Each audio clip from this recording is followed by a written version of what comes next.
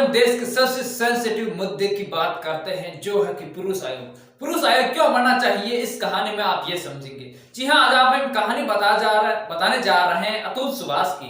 कर्नाटक का एक युवक अतुल सुभाष, जिसकी उम्र लगभग 32 साल थी, वो पत्नी द्वारा प्रताड़ित करने पर उसने आत्महत्या कर ली। जी हाँ, कहना यही होगा कि उसकी पत्नी ने उसकी हत्या कर दी है। जी हाँ, आप सही सुन रहे हैं, उसकी पत्नी ने लगभग उससे 3 करोड़ रुपए की डिमांड की, जो कि एक भारी डिमांड है।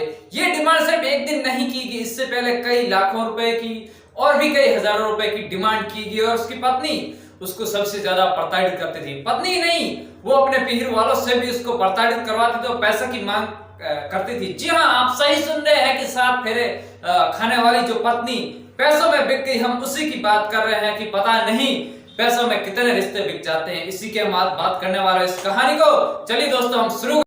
अगर आप भी सोशल मीडिया का प्रयोग करते हैं तो आपको तो वैसे भी पता ही होगा, लेकिन मैं आपको विस्तृत कहानी बताऊंगा और इसकी समीक्षा करूंगा कि किस तरह से ये अत्याचार होते हैं और किस तरह से इस तरह के अत्याचारों को लगातार बढ़ावा मिल रहा है और पुरुषों को किस तरह से दबाया जा रहा है। यही कहा जा रहा है कि केवल अत्याचार पुरुष ही करते हैं, ये बात गलत है।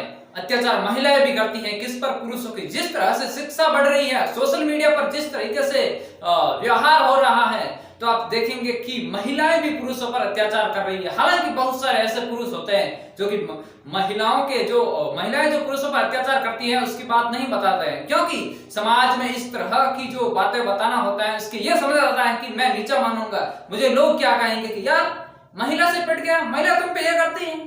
इस तरह की बातें आप सुनते होंगे अक्सर। तो चलिए दोस्तों, आज हम एक अतुल की बात करेंगे जिसका नाम है अतुल सुभाष। कर्नाटक का 32 वर्ष का एक युवक है जिसकी पत्नी ने उसकी हत्या कर दी, और वो किसके कारण? सिर्फ पैसे के कारण।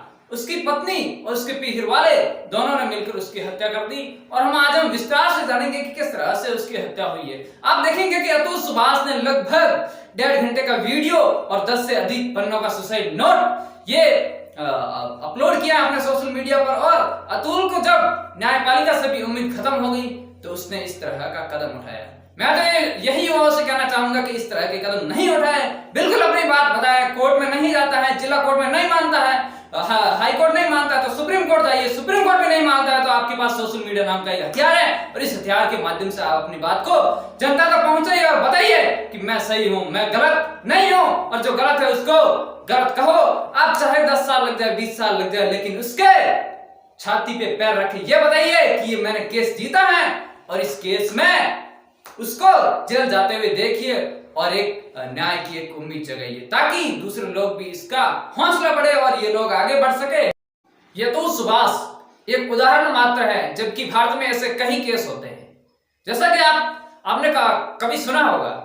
लेकिन ऐसे बहुत सारे केसों के संबंध में पुरुषों की सुनवाई करने वाला कोई आयोग नहीं है, क्योंकि यह माना जाता है कि पुरुष महिलाओं पर अत्याचार करता है, शायद वो झूठ बोल रहा है।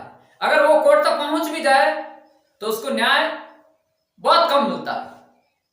अगर बहुत गहन जांच हो तो उसमें न्याय मिल जाता है। कई बार आपने देखा होगा कि इस तरह से पुरुष भटकते भटकते कोर्ट के चक्कर काटते काटते पैसे लगाते कई बार महिला तलाक मांगती है तो उसकी नौकरी में या उसकी इनकम में आधा हिस्सा खुद का मांगती है, उसकी संपत्ति में आधा हिस्सा खुद का मांगती है। आप भी देख लीजिए किस तरह से कानून का दुरुपयोग हो रहा है, और ये सोशल मीडिया आने के कारण और समाज की संस्कृति भ्रष्ट होने के कारण बहुत ज्यादा इस तरह का विस्तार हो रहा है, जो कि बहुत खतरनाक है। यानी जिस तरीके से भारत में कानून का यूज नहीं हो रहा है, उससे ज्यादा मिसयूज हो रहा है। विशेषकर इस तरीके के कानूनों का मिसयूज होता आप देख ही लेते हैं। जैसे यूएपीए हो गया, महिला से संबंधित प्रताड़ना से संबंधित कानून हो गए, तो इस तरीके के कानूनों का दुरुपयोग होना एक हमारे लिए लाजमी है, और हम इस चीज का विरोध करते हैं और आप सभी से अपेक्षा करते हैं कि आप इस संबंध में जागरूकता बढ़ाइए और हमारे देश को इस गर्त में जाने से बचाइए। जय हिंद, धन्यवाद।